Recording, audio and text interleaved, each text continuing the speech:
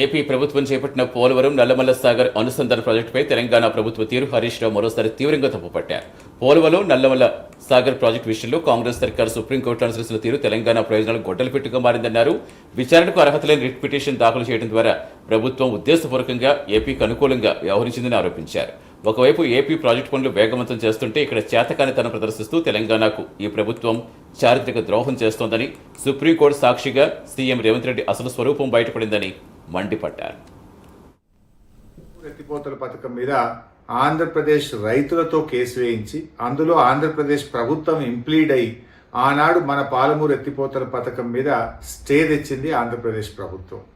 మరి మీరు పెట్టుకున్న మీ కాంగ్రెస్ ఎంపీ, మీ న్యాయవాది సింఘ్వి గారికి ఈ మాత్రం విషయం తెలియదా? అంటే ఈరోజు మీరు కావాలని ఉద్దేశపూర్వకంగానే ఈ యొక్క బలహీనమైనటువంటి రిట్ పిటిషన్ను వేసి తెలంగాణ ప్రజలకు తీవ్రమైన అన్యాయం చేశారు.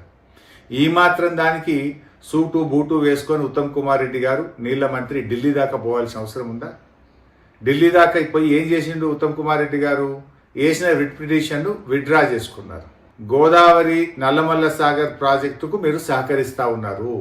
పరోక్షంగా ఇంకా ప్రాజెక్టు మీరు పూర్తి చేసుకోండి అని చెప్పి తెలంగాణ ప్రభుత్వం ఈరోజు సహకరించినటువంటి విషయం చాలా స్పష్టంగా అర్థమవుతా ఉంది.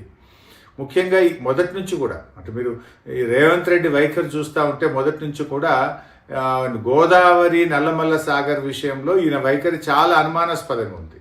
అంటే ఈ సంక్రాంతి పండుగ సందర్భంగా రేవంత్ రెడ్డి గారు చంద్రబాబు నాయుడు గారికి ఇచ్చిన గిఫ్ట్, ఈ బలహీనమైనటువంటి వృట్టు వేసి చంద్రబాబుకు గిఫ్ట్ ఇచ్చిండి ఎలా రేవంత్ రెడ్డి గారు, అంటే గురుదక్షిణ చెల్లించుకున్నాడు. మొదటి నుంచి కూడా చూస్తే ఢిల్లీలో జరిగేటువంటి గోదావరి బనకచెర్ల మీటింగ్కు పోననుకుంటూనే మీటింగ్కు పోయిండు. ఎజెండాలో లేదంటూనే ఆ ఎజెండా